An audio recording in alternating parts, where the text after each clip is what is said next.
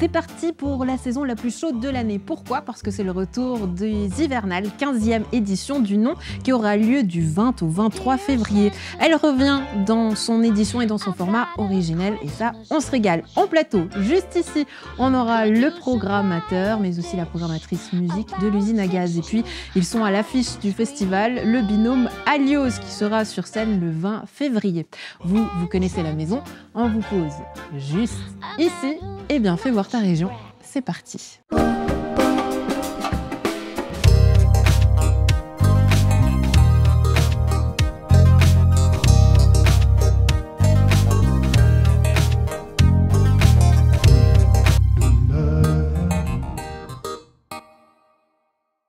On n'est pas jeudi, on est mercredi, mais on s'amuse quand même. Eh bien, pourquoi un jour avant? Eh bien, parce que c'est parti pour l'ouverture du festival Les Hivernales, 3 jours de fête du 20 au 22 février.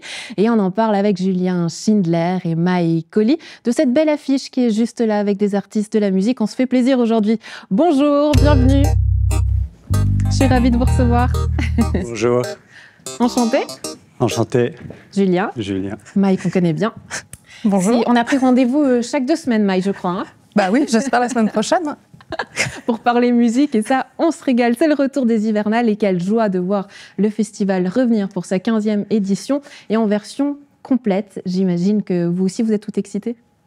Oui, c'est vrai que c'est une grande fierté aussi pour nous de pouvoir représenter ce festival dans sa version normale avec la salle communale qui fait son grand retour.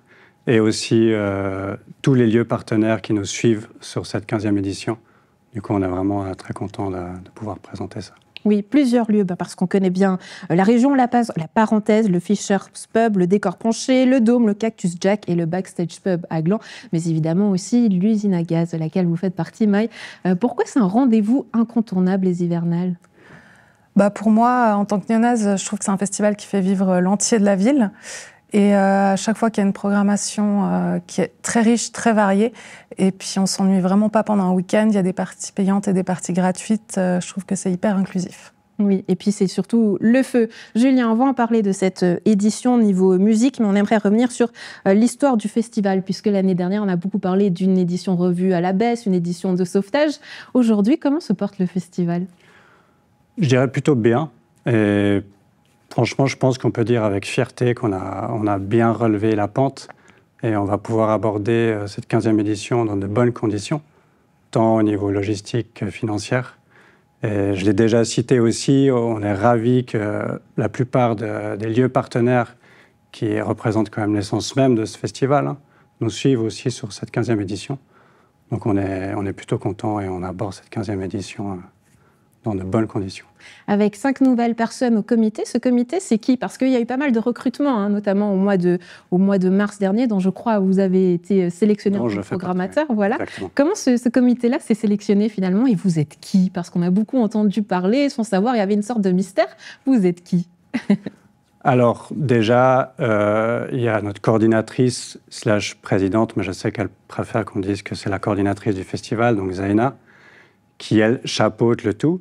Et après, on a divers responsables qui représentent le comité.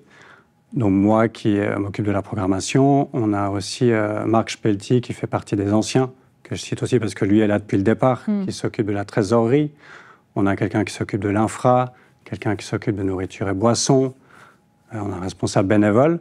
Donc ça représente vraiment le cocon du comité de base. Et après, on a tout, si on peut dire ça comme ça, le comité élargi, où on a les secteurs qui découlent des secteurs principaux, que ce soit la déco, la billetterie, la production des artistes et autres. Oui, Zaina, qui a d'ailleurs œuvré dans plusieurs festivals de la région, dont le Jval, duquel vous faisiez partie, Maï. C'est quoi le challenge aujourd'hui pour des gens de la région qui ont à cœur de maintenir un festival qui est de chez nous, quand on voit que c'est des institutions qui existent depuis plusieurs années avec une identité, de venir comme ça avec un nouvel élan en tant que comité? Qu'est-ce que ça apporte, le fait qu'une nouvelle institution culturelle soit portée par de nouvelles personnes? Ça change quoi? Alors moi, je trouve que c'est hyper sain pour une association de renouveler régulièrement les personnes clés justement du festival, qui apportent d'autres idées, qui viennent certainement d'autres lieux culturels ou événements. Ils apportent d'autres manières de travailler, puis ouais, vraiment dans cet élan aussi de nouveauté et puis de pérennisation du festival. Ouais, Julien, pourtant la musique, ça vous connaît, je crois que c'est votre dada, votre passion, plutôt l'électronique. On va en parler d'ici quelques instants. Mais pourquoi avoir voulu rejoindre du coup le festival en tant que programmateur? Qu'est-ce qui vous passionne dans la musique? Moi, le fait de pouvoir partager ma vision musicale au sein d'un festival, c'est toujours quelque chose que j'ai voulu faire. Et je pense que c'est pas le genre d'opportunité qui se présente tous les jours.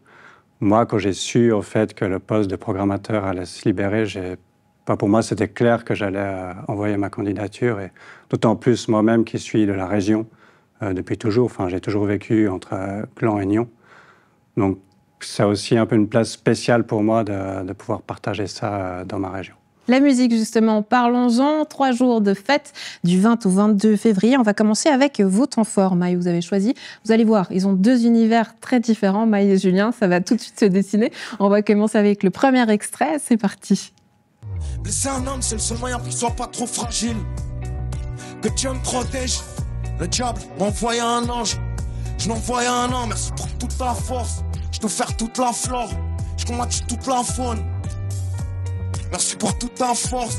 Je dois faire toute la flore. Je combattue toute la faune. Je dois pas le dire, mais je crois que j'ai mal. Je crois peut-être parce que j'ai le tour, je viendrai pas de chez cher. Largue-moi une dernière fois avant de partir.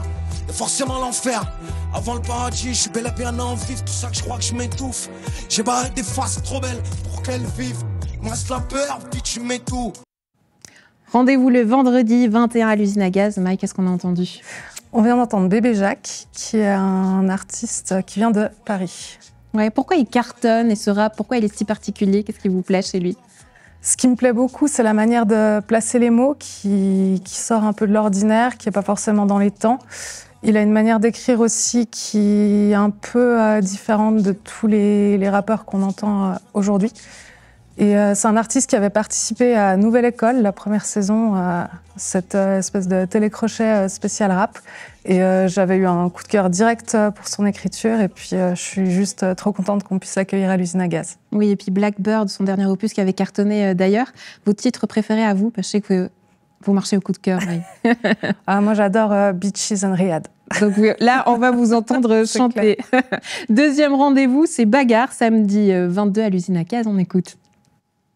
Bagarre, c'est du lourd, c'est du live, c'est de la musique exprès pour danser, Maï. Oui, puis en plus, ce sera le samedi du festival, donc dernier soir, faut que ce soit la fête. Avec un petit peu de nostalgie, hein. Je crois qu'ils ont annoncé arrêter, je crois, Maï. Hein. C'est la dernière fois qu'on les verra, notamment sur scène. Exactement, et puis moi, c'est un de mes groupes préférés pour danser, donc je suis vraiment contente qu'on puisse les avoir une dernière fois avant qu'ils arrêtent le projet. Julien, si vous deviez une petite note de 1 à 5 sur la programmation de Maï, ça serait quoi? Parce que c'est pas du tout votre univers, hein, on va le voir.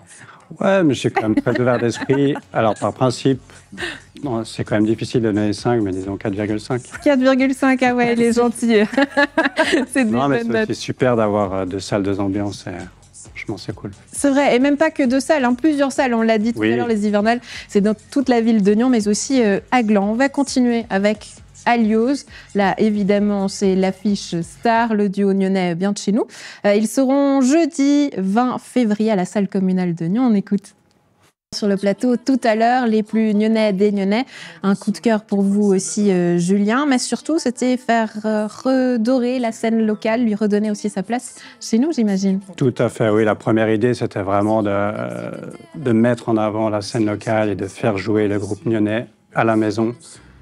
Et c'est vrai que leur pop un peu teinté de chansons françaises, c'est vrai que c'est quelque chose qui accroche toujours. On avait vu d'ailleurs l'édition 2023 du Paléo, où ils avaient quand même quasiment rempli la scène Vega, ce qui est assez incroyable. Quoi. Votre morceau préféré d'Alios, c'est lequel? S'il fallait choisir un seul morceau? C'est celui que vous venez de transmettre, oui. Ouais, il a beaucoup d'humour, c'est vrai, je peux comprendre. Allez, on va changer d'ambiance avec... là, on va rentrer dans l'univers du programmateur des hivernales. On va changer toute autre ambiance, vous allez le voir. Allez, c'est parti. 21 à la salle communale de Nyon. Qu'est-ce qu'on vient d'entendre, Julien? Geist. Geist, c'est un duo germanique qui vient de Berlin. Et pourquoi je les ai choisis à la base, c'est parce que pour moi, c'était important en fait de marquer le coup pour cette soirée qui est vraiment uniquement axée sur la musique électronique, d'avoir des artistes qui viennent de Berlin en fait. Parce qu'on sait aussi que culturellement et musicalement parlant, ils sont à la pointe. La culture underground de Berlin est quand même bien connue et pour moi, c'était important d'avoir des Berlinois qui fassent partie de l'affiche pour cette soirée électronique. Pourtant, c'est un risque aussi, parce qu'on pourrait se dire qu'il y a cette musique à la pointe où très peu de gens, ou en tout cas juste les initiés connaissent ou aiment ça. Petite prise de risque? Petite prise de risque, oui et non. C'est à la pointe, mais ça reste quand même quelque chose d'accessible. Moi-même aussi, dans mon entourage, j'ai aussi un peu fait écouter à des amis aussi pour voir. Je regarde toujours un peu comment les gens réagissent en fonction de la musique qu'ils écoutent. Et ça reste quand même quelque chose d'accessible. C'est pas non plus quelque chose de trop rude. C'est quand même pas mal. Alors certes, des beats très profonds, mais avec des mélodies qu'on peut qualifier d'euphoriques, voire atmosphériques, qui se rapprochent un peu peut-être même de la trance. Ouais. Comment vous avez fait pour travailler justement cette programmation? Vous avez fonctionné au coup de cœur. Vous disiez que vous avez fait appel à vos amis. C'est vrai, il y a une sorte de playlist soirée où vous avez fait karaoké pour tout le monde? Ouais, alors, pas nécessairement. Après, c'est vrai que moi-même, qui suis dans le milieu et qui écoute au quotidien énormément de musique et pas essentiellement de la musique électronique, vraiment de tous les horizons. Moi, ce que j'ai aussi essayé, c'est d'avoir une diversité au niveau des genres, une diversité au niveau des styles musicaux et d'avoir majoritairement des artistes suisses. Là, sur la salle communale, on n'a que 2 artistes germaniques, tout le reste est local et suisse. Donc c'était aussi vraiment mon idée sur cette programmation-là. Oui, avec cette identité du festival qui est restée un maille où chaque soir a aussi son énergie et son style. Ça, on voit, c'est quelque chose qui fonctionne assez bien partout finalement en termes de programmation musicale. Oui, moi je vois vraiment sur plusieurs festivals. En fait, l'idée c'est que le public ait un espèce de parcours musical pendant quelques jours, qu'ils puissent se balader de salle en salle et puis découvrir des artistes différents et puis aussi voir leurs artistes préférés. Ouais. À votre avis, est-ce que l'habitude de consommation des gens en musique a un peu changé? C'est vrai qu'on a cette idée qu'aujourd'hui on est soit rap, soit rock, soit rap, soit métal, qu'on est comme ça dans des carcans. Est-ce qu'aujourd'hui on consomme un peu de manière différente? On ose un peu plus aller expérimenter d'autres choses? Oui, et puis je trouve aussi que les artistes, musiciens, musiciennes osent beaucoup plus les mélanges. Il y a énormément maintenant de groupes jazz qui font plus presque de la musique actuelle. Le rap qui se mélange au rock, je trouve qu'il y a de moins en moins de frontières.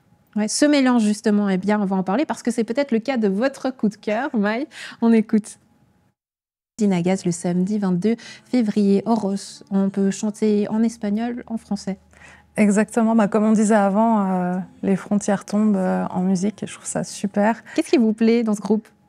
Par exemple, on vient d'entendre une chanson très très calme et quand on parcourt l'album, il y a autant des chansons hyper rap, hyper trap, hyper pop aussi. Enfin, les styles se mélangent et puis... On aura exclusivement des live sets de musique électronique avec Geist, Polaroid et Natasha Polke.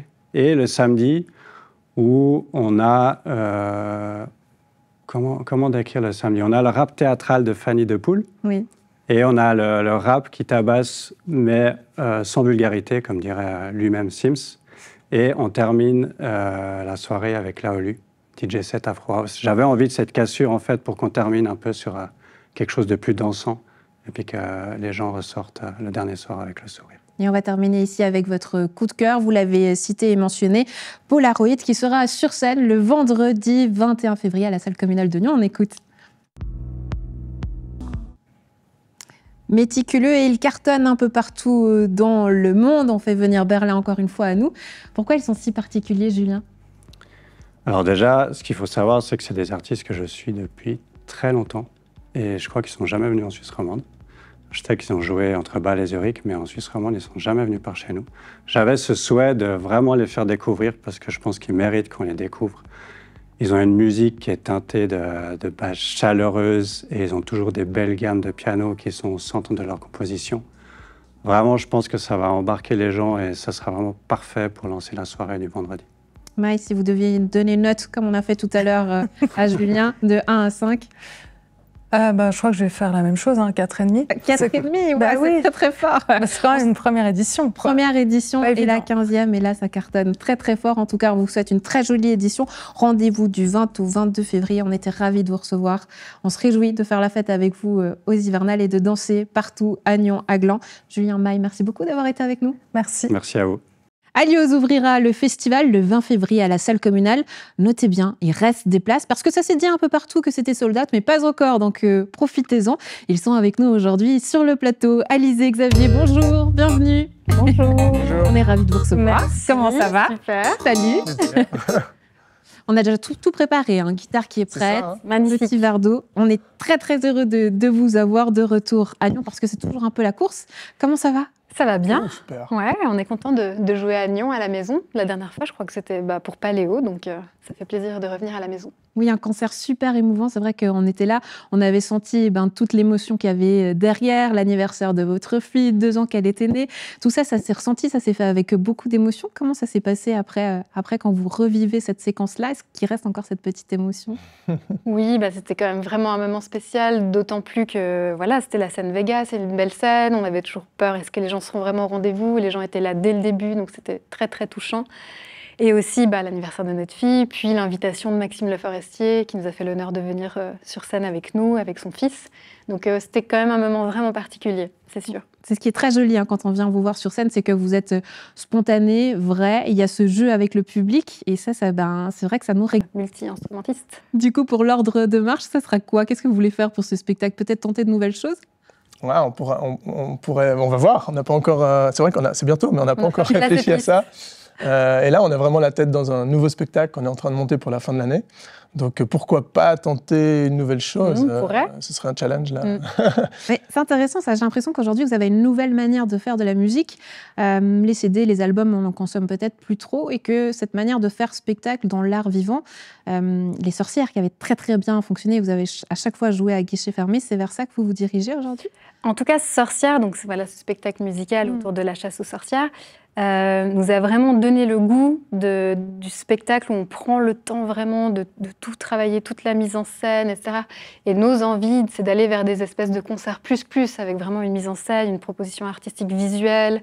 On l'a déjà commencé un petit peu avec le spectacle illustré, où on avait le dessinateur sur scène, mais on a vraiment envie d'aller vers ça. Et c'est vrai qu'on va un peu plus concentrer notre énergie en ce moment sur le spectacle vivant plutôt que l'enregistrement, parce que les disques nous motivent un petit peu moins. Mais ça ne veut pas dire qu'il n'y aura pas d'album. On va de toute façon certainement faire un nouvel album, mais ce sera plus tard. Ouais, parce que j'ai l'impression que vous vous nourrissez aujourd'hui de plein de choses, que votre quotidien a aussi un petit peu évolué, forcément en tant que parent, mais avec des cours qui sont donnés, des soutiens à des festivals, le Pop Rock Festival de J, dont on avait parlé à Alizé. Votre quotidien s'imbrique un petit peu et se nourrit aujourd'hui de la musique, mais de plein de choses, encore plus. Aujourd'hui, ça fait quand même un sacré paquet d'années qu'on fait ça, et donc forcément, on multiplie les rencontres, on multiplie les expériences. On fait beaucoup de songwriting aussi, par exemple, on écrit pour d'autres. Donc, en fait, je crois qu'on fait ce métier depuis bientôt 15 ans. Et c'est aussi parce qu'on est un peu touche à tout, parce qu'on s'intéresse à plein de choses, parce qu'on va explorer des domaines, des collaborations avec des gens dans d'autres styles. Enfin, on est ouvert à tout ça. Et forcément, aujourd'hui, ça nous fait... c'est vrai, avoir une activité sur un spectre assez large. Mais c'est cool, autrement on s'ennuierait peut-être. Et on a besoin de défis artistiques. Sorcières, c'était ça. Tout à coup, on se retrouvait dans un type de spectacle qui n'est pas le nôtre à la base, et il a fallu travailler très dur. En fait, je dirais le nœud commun quand même, c'est le côté songwriter. C'est vraiment l'envie de créer des chansons, de travailler autour de l'écriture de chansons. D'ailleurs, les cours qu'on donne à l'EMU, les quelques cours, c'est vraiment autour de ça. En fait, on accompagne des jeunes artistes dans leur créativité, dans leur répertoire. Je crois vraiment que le nœud, c'est l'écriture et la composition. Non, puis il faut qu'on ait de tout pour s'amuser. Et à Nyon, ce sera le cas. Parce que autant Sorcières, ou alors le prochain spectacle, ce sera des spectacles assez léchés, millimétrés. Et là, par contre, on vient avec une formule quartet qui envoie. Et puis, on est plus libre, en fait, de faire un peu ce qu'on veut comme on veut. Et c'est cool aussi d'avoir ce côté un peu plus frais. Ouais, je vais jouer un peu sur un cliché on dit le rap de daron. Et je vous souhaite une très longue carrière. Attention, je ne m'arrête pas là. Traité de daron, là. C'est ça, mais on en fait tous un peu partie avec l'âge. Et c'est pas du tout critique. Mais est-ce que du coup, ça change aussi notre manière d'être sur scène, de le vivre, de désacraliser peut-être un peu la chose et d'y aller un peu plus franco, de manière spontanée, je sais pas. C'est clair que désacraliser, c'est le bon mot. Tu l'as très bien choisi. En tout cas, dans Sorcière, pour moi, c'était la clé, c'était de ne pas essayer d'être la bonne élève, de ne pas essayer de bien faire, mais juste d'être, en fait. Et tout ça continue à évoluer dans ce qu'on fait tout le temps. Et finalement, sur scène avec Aliose, parfois, il peut y avoir une certaine lassitude, un peu un côté répétitif. Mais si on ose des choses, si on essaye des trucs, si on est, tout simplement, c'est beaucoup plus vivant et plus stimulant pour le public aussi. Et comme tu disais, c'est cette spontanéité-là, en tout cas, qui fait que les gens nous suivent depuis tant d'années. Et ça, il faut cultiver, et explorer, et pas chercher à faire un truc tout beau, tout carré, quoi. Surtout notre identité est proche de nous-mêmes, en fait. C'est vrai qu'on reste assez simple et assez proche de nous-mêmes. Et du coup, forcément, on évolue en vieillissant, entre autres. Et donc, on a d'autres envies. Et puis, ça colle toujours à ce qu'on est. Et comme on évolue, on change aussi ce qu'on fait. Et ça, on surfe comme ça au gré des humeurs et des envies aussi, ou bien vous mettez des objectifs aujourd'hui? Il y a toujours des objectifs par rapport au spectacle qu'on monte. Là, justement, on monte un nouveau spectacle pour la fin de l'année. Voilà, on construit toute notre réflexion autour de ce spectacle. Mais l'envie est toujours d'aller explorer des choses, de se mettre en danger, de proposer aussi aux gens qui nous suivent et qui sont si fidèles d'avoir des choses différentes et pas juste « Ah bon, encore un concert d'Aliose avec leurs chansons ». L'idée, c'est vraiment que à chaque fois, on provoque des choses. Et vous me disiez en préparant cette interview qu'il y avait ce petit moment de création que vous vous êtes à nouveau permis, qui est un peu paradoxal, hors du temps. Comment ça se passe justement cette création? C'est chez vous, à la maison, ailleurs? Comment ça s'imbrique aujourd'hui dans cette vie à 100 à l'heure? Quand on travaille les deux, on travaille beaucoup, c'est vrai, à domicile, entre guillemets.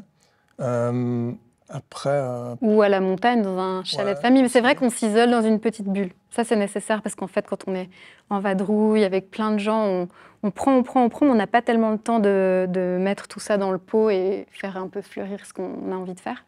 Donc moi, j'ai besoin d'un temps de pause, en fait. Mais c'est de plus en plus difficile de se l'accorder, alors que c'est la base de tout ce qu'on fait. On a besoin d'espace pour créer. Et c'est d'autant plus cool. Enfin, on est content de jouer aux hivernales parce que ça fait aussi quelques mois qu'on n'a pas joué. C'est rare. Depuis 15 ans qu'on fait ce métier, on a rarement fait des périodes de 3 mois sans jouer. C'est à peu près ce qu'on a fait dernièrement.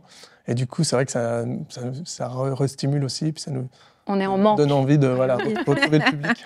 Et nous aussi. Et puis, c'est quoi peut-être vos souvenirs, vos liens avec ce festival, si vous en avez, à aller chercher comme ça dans la mémoire, ça serait lequel? Alors, c'est assez fou parce que, étant de la région, c'est ce qu'on se disait, on n'y a jamais joué. Et même, à vrai dire, je ne suis pas sûre que j'y suis... Enfin, toi, je ne sais pas si tu as vu un concert en tant que festivalier. Moi, je dois reconnaître être moins nyonnais que toi, de base. Il a la bonne excuse. Ça ne vaut plus, ça. Donc, je n'ai pas vraiment de souvenir direct avec ce festival. On s'est un peu passé à côté et ça fait plaisir qu'on se rencontre enfin. Tout arrive à point. Et voilà, en tout cas, nous, on est très heureux de vous avoir et de vous voir sur scène le jeudi 20 février à la salle communale. Notez bien la date, courez acheter des billets du 20 au 23 février pour le festival. Vous nous honorez de faire un petit morceau en live sur le plateau. Qu'est-ce que vous allez nous jouer? On voulait faire une chanson qu'on a moins fait sur des plateaux. Qui s'appelle Le Zénith, c'est une chanson de notre album précédent, le dernier album. Et voilà, ça change un peu. C'est une chanson très poétique et comme on dit le Zénith est déjà passé. C'est comme ce concert, il ne faut pas qu'on passe à côté, donc allez chercher vos billets avant que le Zénith passe. J'ai essayé de faire une transition, mais j'ai un peu ramé. Avec poésie et humour, la scène de Fais voir ta région est à vous. Je vous laisse mettre en place. Allez-y. Je fais ton assistance personnelle. Tu vois. Oui, regardez. On fait l'installation ensemble. On va se mettre en place gentiment. Il y a les micros qui sont posés. À la bonne franquette, au salon. Mais oui. Comme à la maison. Il nous manque presque le petit coin du feu. Ah, c'est ça qui nous manque. Le coin du feu, On peut pas mettre un feu là dans l'écran? Oui. Une cheminée? Regardez, on vous mettrait une petite cheminée ici. Ça serait beau, non? Aliose, sur le plateau de Fais voir ta région. Profitez bien, c'est rien que pour vous. Le Zénith est déjà passé.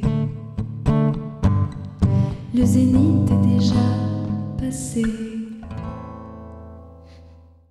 Merci. Un joli moment suspendu sur le plateau de Fais voir ta région. Tout en poésie, tout en simplicité. Aliose, merci beaucoup. On vous souhaite une très très longue carrière. En tout cas, nous, on est très heureux de vous avoir, que vous fassiez vivre cette culture. Et puis rendez-vous donc le 20 février à la salle communale. À tout bientôt. Avec plaisir, merci. Quant à nous, on se retrouve tout bientôt aussi, peut-être sur la route, peut-être sur le plateau de Fais voir ta région. Bonne suite de programme. Ciao, ciao.